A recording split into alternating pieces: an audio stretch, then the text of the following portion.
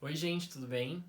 A gente está aqui para mais uma aula e na aula de hoje nós vamos falar sobre cálculo estequiométrico. Cálculo estequiométrico é uma das matérias mais importantes na química para o vestibular.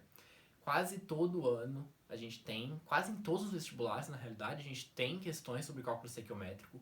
No Enem cai todo ano cálculo estequiométrico ou alguma variação do cálculo estequiométrico. Todo ano cai. Então a gente precisa entender muito bem isso. Como uma matéria muito importante, a gente dividiu em duas aulas. Eu vou dar a primeira aula e o José vai dar a próxima aula de estequiometria. Eu vou falar um pouquinho sobre mol, massa molar, balanceamento de reações químicas e o caso geral da estequiometria. E aí na aula da semana que vem vocês vão ver alguns casos particulares e fazer mais exercícios, tá? Antes de começar essa aula, eu gostaria só de fazer um adendo. No exercício número 5 do Em Aula, da minha última aula, que foi sobre tabela periódica, ele tava com o gabarito errado. E aí foi me falado isso na monitoria, eu vi e realmente tava com o gabarito errado. Eu confundi maior com menor e troquei. E lá tava que a resposta era C, mas a resposta correta é D. E eu vou trocar, vou colocar uma lista atualizada, eu já montei, eu vou mandar pro Drive e tirar, tá bom? É por isso que tá chegando outra lista agora. E é isso. Agora a gente vai falar um pouquinho sobre cálculo estequiométrico, que é muito importante, tá? Antes que vocês se assustem, não precisa assustar. Eu sei que tem muita gente que tem muita dificuldade em cálculo estequiométrico. Já tirei dúvida de muitas pessoas falando que a pior parte da química era o cálculo estequiométrico, era a parte que não conseguia entender. Mas na realidade, o cálculo estequiométrico é uma lógica e a gente vai pegando o jeito. Talvez no começo pareça assustador. Você olha e fala assim: meu Deus, não sei o que eu faço com questões de informação. Mas vocês vão vendo que a gente tem caminhos, que é o que eu vou tentar mostrar nessa aula, para que isso fique mais fácil, mais tranquilo, até vocês adquirirem coragem e liberdade para já bater o olho e saber como é que resolver. É basicamente prática, tá? Mas também tem alguns conteúdos que a gente precisa saber antes de iniciar o cálculo estequiométrico. Mol, balanceamento químico, tudo isso é muito importante para que a gente consiga fazer com segurança essas questões. Por isso que eu vou falar sobre essas coisas antes de entrar em estequiometria propriamente dita, tá bom? Então vamos falar um pouquinho sobre balanceamento. Vocês já sabem que as reações químicas elas são formadas pelos reagentes que vão formar os produtos, certo? Vocês já viram isso nas aulas passadas. E vocês também já viram com o Lucas as leis ponderais. Lembra a lei de Lavoisier? Que na natureza nada se perde, nada se cria, tudo se transforma? Tá, isso é importante pra gente entender o balanceamento também. Por quê? Porque quando a gente pega os reagentes e os produtos, a gente precisa ter noção que a quantidade de massa dos reagentes ela vai se manter na quantidade de massa dos produtos, que é a lei da conservação das massas de Lavoisier. A gente precisa ter noção de que a quantidade de átomos de um reagente ele precisa se manter nos produtos. E é por conta disso que a gente vai trabalhar o balanceamento, que são as reações balanceadas. Eu vou dar um exemplo, que é a reação de Haber-Bosch, que é a reação da formação da amônia, para que isso fique mais claro, tá bom? Para formar amônia, vou escrever aqui, a gente vai precisar de gás nitrogênio, N2, mais gás hidrogênio, H2, que vai dar a amônia, NH3.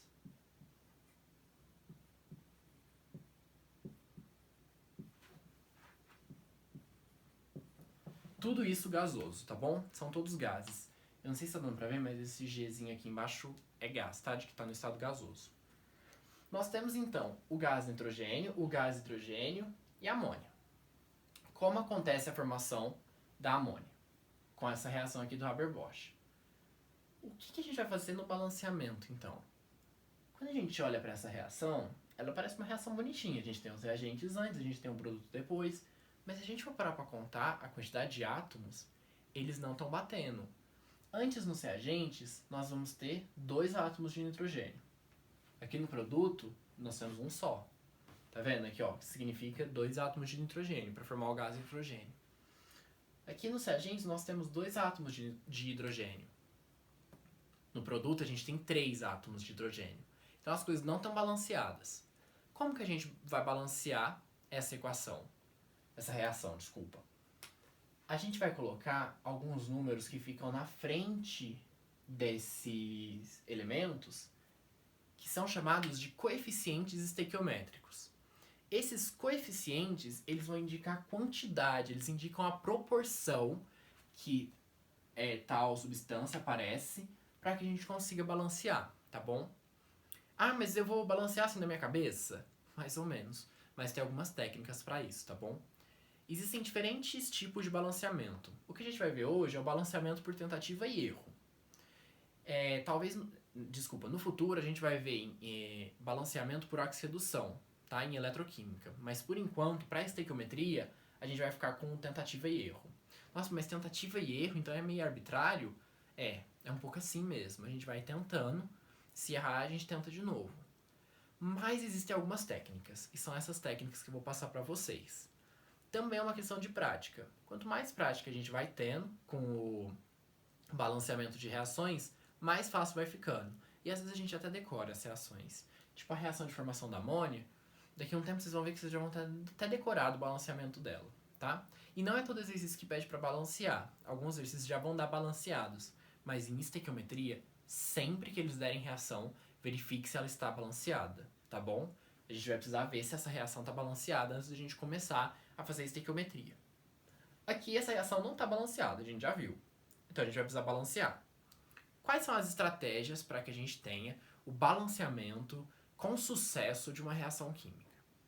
A mais famosa, que eu aprendi no ensino médio, aprendi no cursinho, que os professores sempre falam, é uma técnica da gente começar balanceando pelos elementos que aparecem menos. Ou seja, pelas coisas que aparecem menos vezes aqui, tá? Na reação.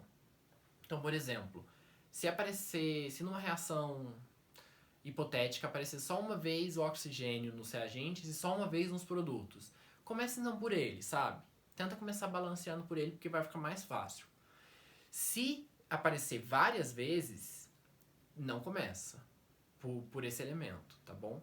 Outra técnica que eu uso bastante é, se tiver uma molécula muito grande, que tem quase tudo lá dentro dela, começa balanceando por ela. Coloca ela como coeficiente 1 e a partir dela vai balanceando as outras coisas. É uma técnica muito boa também. Eu esqueci de falar, mas vai acompanhando essa aula no PowerPoint, tá bom? Tem um PowerPoint que é um resumo teórico. Eu coloquei alguns exemplos lá, mas eu vou tentar seguir o mesmo caminho do PowerPoint aqui na aula do vídeo para ficar mais claro para vocês. Então, também no PowerPoint vai ter isso por escrito, tá? E como eu ia falando, então existe uma técnica da gente começar pelo elemento que aparece menos vezes. Existe uma técnica da gente pegar um elemento que aparece que é muito grande, assim, uma substância muito grande, uma molécula muito grande, colocá-la como coeficiente 1 e a partir dela ir equilibrando os outros.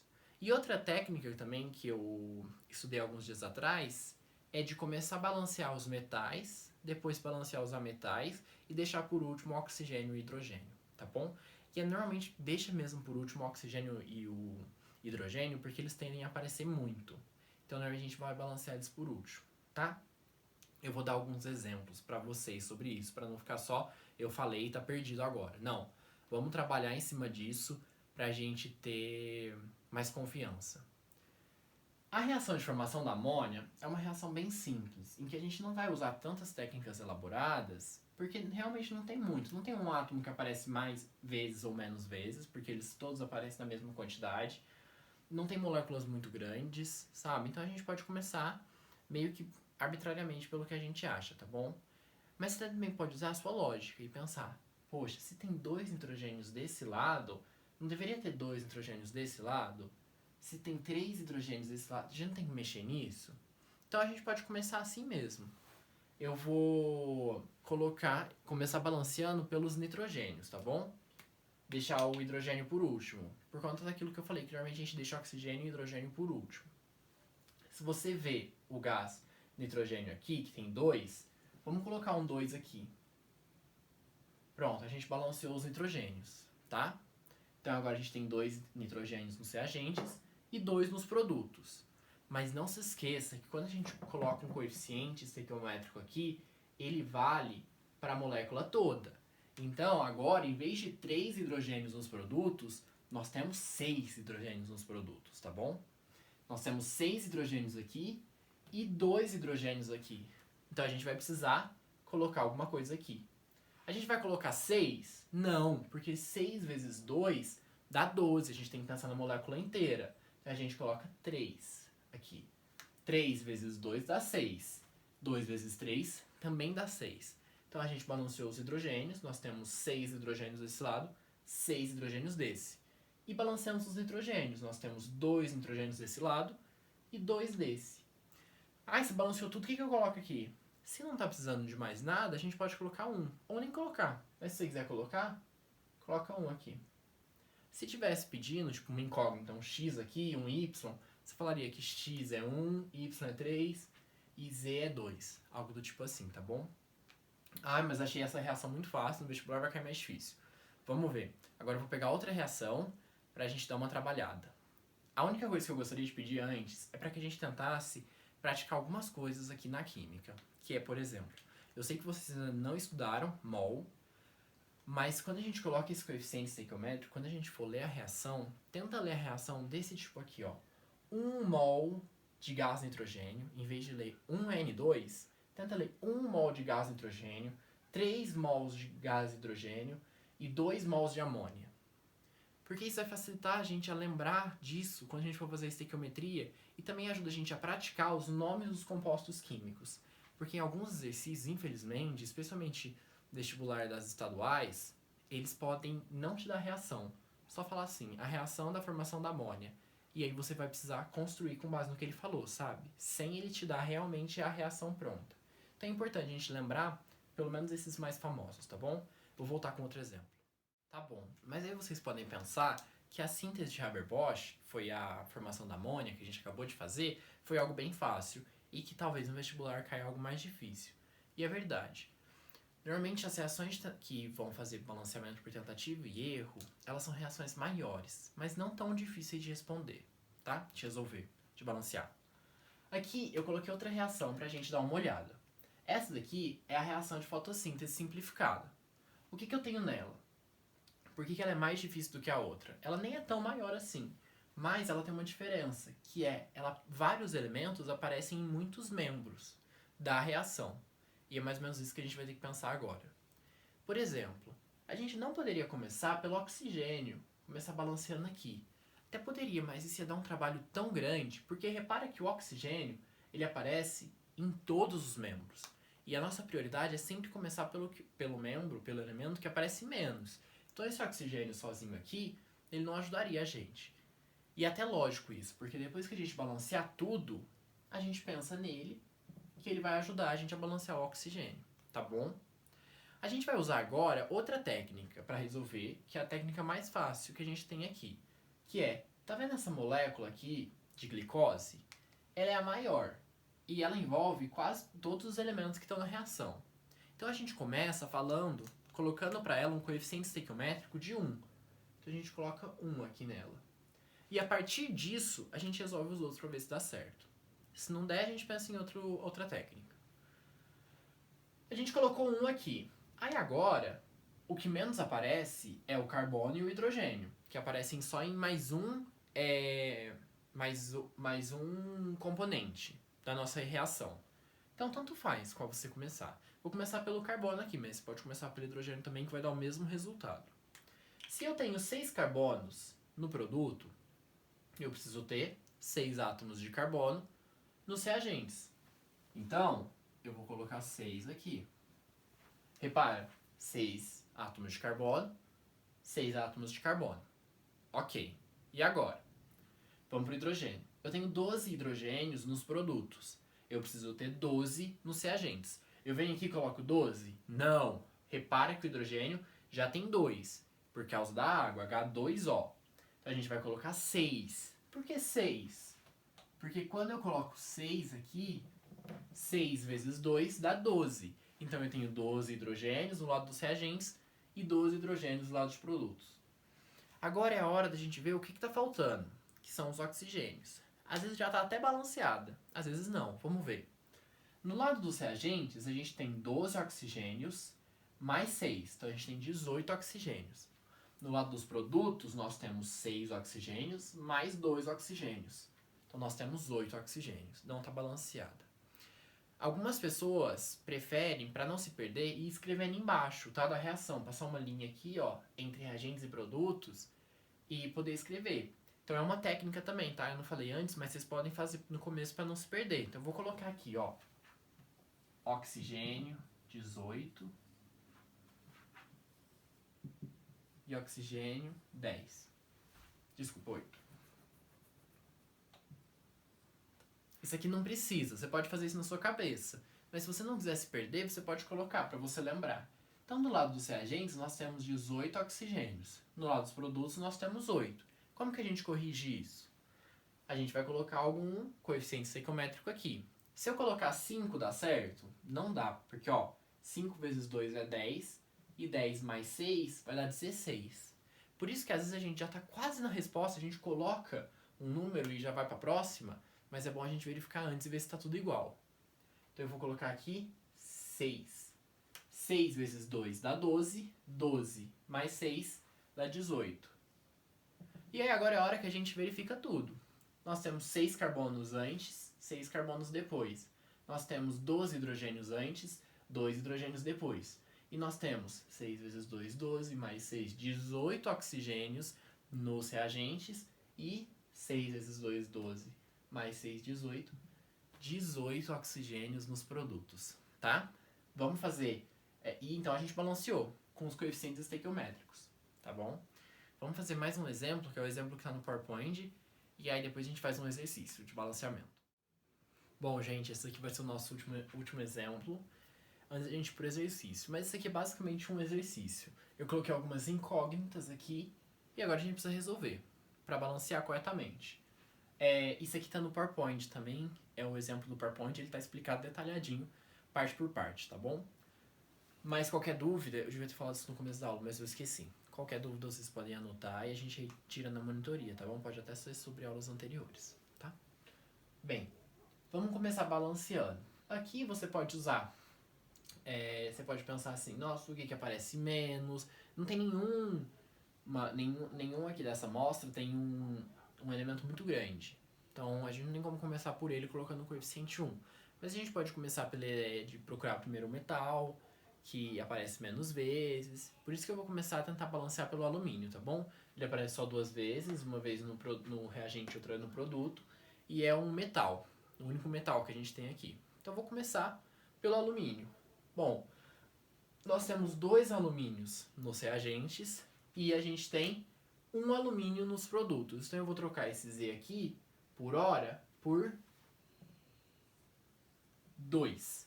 Não é certo ainda. Lembra que pode acontecer erros. Talvez isso aqui não dê certo e a gente tenha começado do zero. Tem que apagar, mudar depois. Mas por isso que chama tentativa e erro, tá? Mas vamos deixar o alumínio pra cá e vamos ver o que vai dar. A gente já mudou um metal. O próximo é o ametal. O cloro é um ametal. E lembrando que a gente normalmente deixa o oxigênio e o hidrogênio por fim. Então o próximo é o cloro. A gente vai tentar balancear agora o cloro. Olha pra cá e tem 3 cloros? Não, tem 6 cloros, porque é 2 vezes 3. Então e aqui a gente só tem 1 cloro. Eu confundi as palavras agora, mas eu vou ver se deu pra entender. Do lado dos produtos nós temos 6 cloros, porque a gente colocou o coeficiente estequiométrico 2, e ele não serve só para alumínio, mas ele serve também para o cloro. Então, 2 vezes 3, 6. Nós temos 6 átomos de cloro no produto, e a gente só tem 1 no reagente. Então vamos mudar isso também. Vamos colocar um 6 ali.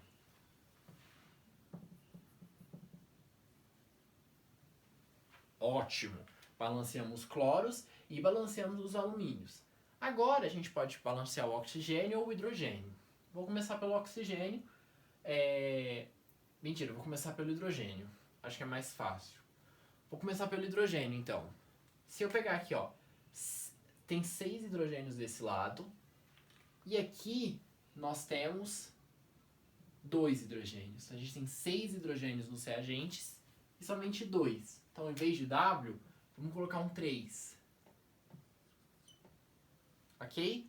E olha, a gente nem precisou se preocupar, porque o oxigênio balanceou sozinho. Tem 3 oxigênios aqui e nós temos 3 oxigênios aqui. 3 nos reagentes, 3 nos produtos. Então esse X aqui, o coeficiente é 1.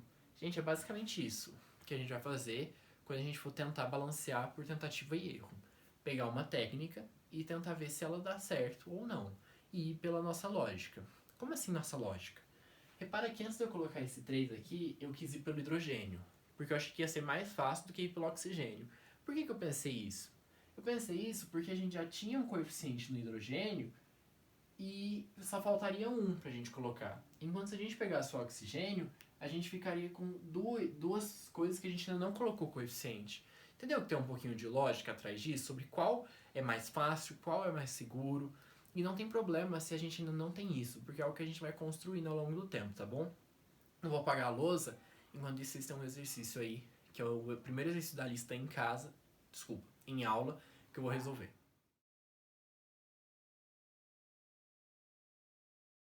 Bom, vamos então resolver o primeiro exercício da lista de em aula. Num sapato de cromo, o couro é tratado com um banho de licor de cromo, preparado através da reação representada pela equação. Essa reação aqui, eu desci ela um pouco porque não coube na louça, mas vocês têm a equação aí na lista ou na foto que acabou de passar, tá bom? Depois de balanceada com os menores coeficientes inteiros possíveis, ela apresenta, e aí tem várias alternativas com valores para x e y. Então é só a gente olhar, a gente tem que balancear, colocar o valor para x e para y, e quando a gente tiver o valor correto, a gente assinala. Então, como a gente vai fazer esse balanceamento? Primeiro, eu gostaria que vocês pensassem, então pausasse o vídeo lá naquela foto, porque é bem legal a gente desenvolver. Vocês vão ver que talvez a gente erre no começo, mas depois a gente vai pegando o jeito. Eu vou falar como eu resolveria essa questão. Quando eu olho para essa questão, eu penso que tem dois elementos principais que a gente vai precisar dar um jeito, que é o enxofre e o cobre. Por quê? Porque, desculpa, o cromo. Falei cobre, mas é cromo. E o cromo. Por quê? Tem o sódio também, mas o sódio já está balanceado. Repara que aqui a gente já tem 2 sódios e aqui a gente já tem 2 sódios. Então ele já está balanceado. E o oxigênio e hidrogênio a gente sempre deixa pro final, lembra? Quase sempre, né? A gente quase sempre deixa pro final. Então a gente precisa se preocupar mesmo com o enxofre e com o cromo. O cromo, desculpa, quem aparece menos vezes? O cromo. O cromo aparece uma vez nos produtos e uma vez nos reagentes. Enquanto o enxofre aparece uma vez nos reagentes e 2 vezes nos produtos. Então é mais fácil a gente mexer com quem aparece menos. O cromo também é um metal, você pode pensar por esse lado se você quiser. Mas eu pensaria por quem aparece menos. O cromo aparece 2 vezes nos reagentes. E aqui no produto ele só aparece uma vez. Então a gente precisa trocar esse Y por 2. Porque aí a gente balanceia o cromo. Então agora a gente tem 2 cromos nos reagentes, 2 cromos nos produtos. Tá, e agora como é que a gente vai mexer com o enxofre? Ora, nós temos um enxofre nos reagentes. Quantos enxofres nós temos nos produtos? A gente tem um enxofre, Na2SO4, e nós temos 2 enxofres aqui, porque a gente colocou o coeficiente. A gente multiplicar 2S, a gente vai ter 2 enxofres. Então, total no produto de enxofre são 3. Nós temos 3 átomos de enxofre nos produtos e 1 átomo de enxofre nos reagentes. Então, o que a gente tem que fazer? Trocar o X por 3. Quando a gente troca o X por 3, a gente balanceia. Nós temos 2 átomos de cromo nos reagentes, 2 átomos de cromos nos produtos, 3 átomos de enxofre nos reagentes, 3 átomos de enxofre nos produtos. Quando você estiver resolvendo, presta atenção se as outras coisas também estão balanceadas. O oxigênio, o hidrogênio, nesse caso vai estar. Eu contei os oxigênios, tem 14 para um lado e 14 para o outro, então também está balanceado. Mas vê se isso ficou claro, porque às vezes a gente errou e nem viu, tá? Então é sempre importante depois que você balancear, conferir se está tudo certo, obviamente se você tiver tempo na prova, tá bom? Então, como o X é 3 e o Y é 2, a resposta correta é a letra A. Bom, agora nós iremos falar um pouquinho sobre combustão, tá? Que nem tá no PowerPoint. Talvez vocês tenham achado um pouco estranho, porque a gente está numa aula de cálculo estequiométrico, porque eu vou falar de reações de combustão nesse momento. É porque eu vou falar de reações de combustão porque quando a gente vai fazer alguns exercícios, especialmente estequiometria, eles podem pedir pra gente balancear ou pra gente construir reações de combustão para resolver. Então é muito importante. Por mais que algum outro professor vá retomar isso lá pra frente, talvez com maior profundidade, eu vou falar um pouquinho pra vocês como é que a gente balanceia isso daqui, as reações de combustão, tá? O que é uma combustão, então? Combustão é quando a gente queima. Combustão é uma reação exotérmica que acontece na química, ou seja, que libera calor. E que ela só acontece porque a gente tem um combustível que entra em contato com um comburente. Comburente é só um nome difícil para falar oxigênio, porque o O2, o gás oxigênio, é o nosso comburente. E ele vai produzir água, mais, dependendo de como for a equação, ela pode produzir dióxido de carbono, monóxido de carbono ou fuligem, que é representado só pelo carbono, tá? Então como é que eu sei qual reação vai produzir cada um deles? Se a reação de combustão for completa, ela vai produzir dióxido de carbono. Se ela for incompleta, ela vai produzir monóxido de carbono ou fuligem. A gente já vai ver alguns exemplos disso, tá? Lembrando sempre que o dióxido de carbono é um gás extremamente prejudicial, né? Colabora para o efeito estufa. E o dióxido de carbono, CO, ele é um gás que ele é tóxico pra gente, então a gente pode sofrer sufocamento e tal. E o combustível, aqui na química a gente vai trabalhar sempre com combustíveis, especialmente em reações de combustão, combustíveis formados praticamente por carbono e hidrogênio, tá? Então, hidrocarbonetos, que a gente vai ver lá pra frente, mas sempre algo no esquema de C alguma coisa, H alguma coisa, tá bom? Mais ou menos isso. Eu vou dar alguns exemplos sobre combustão completa e combustão incompleta. Mas antes eu gostaria já de falar que essa reação de combustão, por exemplo, quando a gente taca fogo em alguma coisa, normalmente a gente está tendo a completa e a incompleta ao mesmo tempo. Numa fogueira, mesmo que ela tenha muita quantidade de oxigênio, ela vai estar tendo a completa, que é a maior parte dela, mas ela também vai estar tendo reação incompleta, produzindo monóxido de carbono, e também vai produzir fuligem. O mesmo acontece com o isqueiro, a gente sempre tem diferentes proporções. Mas, se no ambiente que está acontecendo essa reação, o oxigênio for ficando escasso, ela vai começar a aumentar a combustão incompleta. Então isso é importante. É o nível do comburente que vai me falar se a minha reação é completa ou se ela é incompleta. Se eu tenho muito oxigênio, a gente tem mais reações completas, maior produção de dióxido de carbono. Se eu tenho menos oxigênio, vai aumentar a reação incompleta e eu vou ter maior produção de monóxido de carbono, CO, ok? Vou dar um exemplo agora com metano. Metano é CH4. CH4 é o combustível mais o comburente, que é O2. Isso daqui vai nos dar, eu vou falar que é uma reação completa agora. CO2 mais água. Como eu vou balancear essa equação? Para a gente balancear essa equação, como é uma reação de combustão, a gente quase sempre vai balancear, a gente sempre vai seguir um ritmo de balanceamento. A gente vai começar balanceando o combustível, a gente coloca o combustível como 1, depois a gente balanceia o dióxido de carbono e a água, tá? E por último a gente deixa o oxigênio, que a gente já tinha falado um pouco antes. Se eu tenho um carbono aqui, eu vou ter um carbono aqui.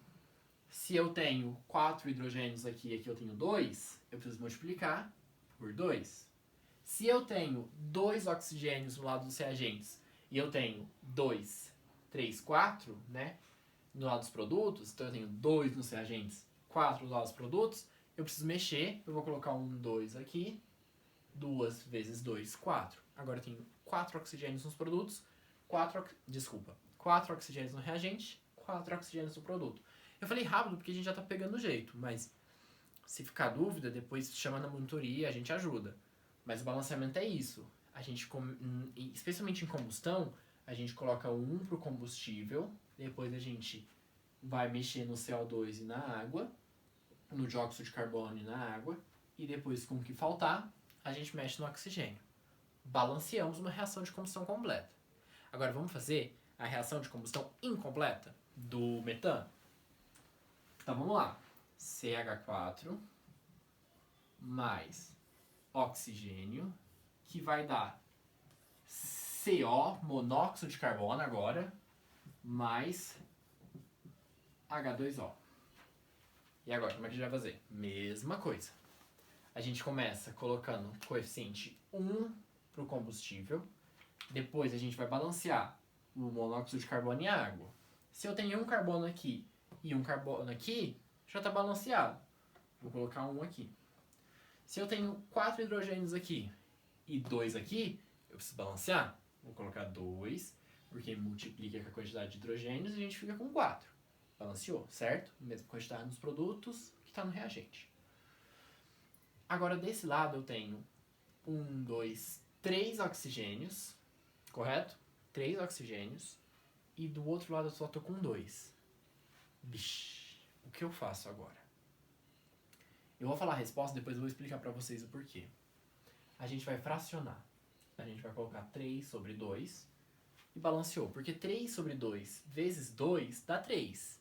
Então a gente vai ficar com 3 oxigênios nos reagentes e 3 nos produtos, que a gente já tinha. Mas por que você usou fração, sendo que a gente sempre colocou que pra gente balancear a gente coloca os menores coeficientes inteiros e não fracionários? É porque, eu entendo, acho justa a pergunta, mas nas reações de combustão é comum deixar o coeficiente 1 para o combustível. E isso acaba levando a gente a ter que fracionar a quantidade de oxigênios, entendeu? Então é comum, eu espero que vocês acostumem com isso, de que em reações de combustão você pode ver coeficiente fracionado. Eu entendo que às vezes dá vontade de multiplicar tudo por 2, né, e tirar essa fração. Colocar 2 metano mais 3 oxigênio vão dar 2 monóxido de carbono mais 4 água. Daria certo para as contas do mesmo jeito, mas eu gostaria que vocês já acostumassem com a ideia dessa fração da combustão, porque ela vai aparecer em muitos exercícios, quase sempre, que tem uma combustão, vai ter alguma parte em fração, especialmente se ela for uma combustão incompleta, tá? Então é isso, gente, uma combustão incompleta, uma combustão completa. Repare que a incompleta gasta menos oxigênio do que a completa, tá? Acho que era isso sobre combustão. Agora a gente vai passar para falar sobre mol. Chegou a hora da gente falar um pouquinho sobre mol. O mol pode parecer, às vezes, um pouco assustador, às vezes algo que a gente não consegue entender, alguma coisa que você fala, nossa, mol, o que é isso? Mas eu vou tentar falar um pouquinho sobre o que a gente tem que pensar quando a gente ouve a palavra mol, tá? Então eu vou começar falando um pouquinho sobre a definição, apesar de não ser a parte mais importante da aula sobre mol. Mas eu vou falar um pouco sobre o que é o mol. O mol nada mais é do que uma unidade de medida. Vamos colocar dessa maneira. Quando a gente pensa em mol, a gente tem que pensar que um mol, que nem quando a gente fala assim, uma dúzia de ovos, isso quer dizer 12 ovos, se a gente falar um mol de algo, isso quer dizer 6,02 vezes 10 elevado a 23 desse algo. Então, para a gente começar a definição de mol, a gente pode colocar que mol é uma quantidade de medida de matéria, sabe? 6,08 vezes 10, 23, alguma coisa. Vou colocar aqui entidades, porque é o que melhor representa. Mas a gente pode falar 6,02 vezes 10 elevado a 23, átomos, 6,02 vezes 10 elevado a 23, moléculas, qualquer coisa. Isso daqui é pra gente facilitar. Em vez de a gente ter que falar 6,02 vezes 10, 23, a gente fala 1 mol de Cl2, entendeu? Então o mol é pra facilitar. Em alguns exercícios, eles deixam a gente usar assim, ó. Considere a constante de Avogadro igual a 6 vezes 10, 23. A constante de Avogadro nada mais é do que esse número aqui que a gente usa, tá bom? Então, se ele falar para considerar 6 vezes 10 a 23, a gente, em vez de ter que fazer a conta com 6,02, a gente faz com 6. Facilita bastante a nossa vida, tá bom? Então, essa é a primeira definição de mol. Às vezes, em exercícios de cálculo estequiométrico, a gente vai usar isso. Porque às vezes eles perguntam, por exemplo, qual a quantidade de átomos? Aí você primeiro descobre o número de mols. E aí você pensa, se em 1 mol eu tenho tantos átomos, 6,02 vezes 10 a 23, quantos átomos eu vou ter em 4 mols? Entendeu? Basicamente é isso a ideia que a gente vai falar. Então, essa é a primeira definição que precisa vir da nossa cabeça quando a gente pensa em mol, uma quantidade de medida. Mas ela não pode ser a única. Especialmente para a estequiometria, a gente precisa conhecer outras áreas que o mol entra. Quando a gente pensa em mol, a gente também tem que pensar em massa molar e massa molecular. O que em Deus é uma massa molar? Vou explicar, calma aí. Quando a gente olha a tabela periódica, a gente sabe que os elementos têm uma unidade de massa atômica, que é mais ou menos tipo o peso deles. Então, por exemplo, o carbono, se você olhar lá na tabela periódica, ele vai ter uma unidade de massa atômica de 12. Então ele é tipo como se fosse o peso dele. É 12 unidades de massa atômica. Ou 12U. Entendeu? É tipo como se fosse o peso desse elemento. O oxigênio é 16 U. Certo? Isso eu tô falando de massa atômica. O que isso tem a ver com a massa molar? A massa atômica, ela é numericamente, presta atenção nisso, ela é numericamente igual à massa molar. Isso quer dizer que se o exercício pedir a massa molar do oxigênio, ela vai ser 16 gramas por mol. Já vou falar dessa unidade de medida. Então ela é numericamente igual. Mas o que ela significa? A massa molar, o significado da massa molar é quantos gramas tem em 1 mol dessa substância. Isso quer dizer que se eu viro para você e falo assim que a massa molar do carbono é 12 gramas por mol, eu estou te falando que em 1 mol de carbono, eu tenho 12 gramas. Desculpa. Em 1 mol de carbono, eu tenho 12 gramas. Essa é a massa. Então, se eu reunir 1 mol de carbono, de átomos de carbono, ou seja, se eu reunir 6,02 vezes 10 elevado a 23 átomos de carbono, eu vou ter 12 gramas. Isso é muito legal. Porque quando a gente for resolver exercícios de proporção, várias vezes a gente vai entrar em contato com massas. E isso é extremamente importante para a gente desenvolver. A mesma coisa com o oxigênio. Se o oxigênio tem 16 unidades de massa atômica, se a massa atômica dele é 16, isso quer dizer que em 1 mol de oxigênio, eu tenho 16 gramas. Então a massa molar do oxigênio é 16 gramas por mol. Vocês entendem quando eu coloco 16 gramas barra mol? Essa é a unidade da massa molar. Isso quer dizer que eu tenho 16 gramas em 1 mol desse elemento, tá? Isso é muito importante, mas não só aqui. Isso é muito importante para quando a gente for ver também massas moleculares, que são massas molares, só que em vez de ser de um elemento só, a gente vai ter vários. Por exemplo, olha para a água. Eu vou escrever aqui, tá? A água é H2O. Se eu quiser saber a massa molecular dessa molécula, da água, eu posso pegar as massas molares de cada um dos elementos que estão aqui dentro dela. Então, por exemplo, o hidrogênio, aí tá lá no dado dos exercícios, dados. Ou se não tiver, tá tipo assim, consulte a tabela periódica.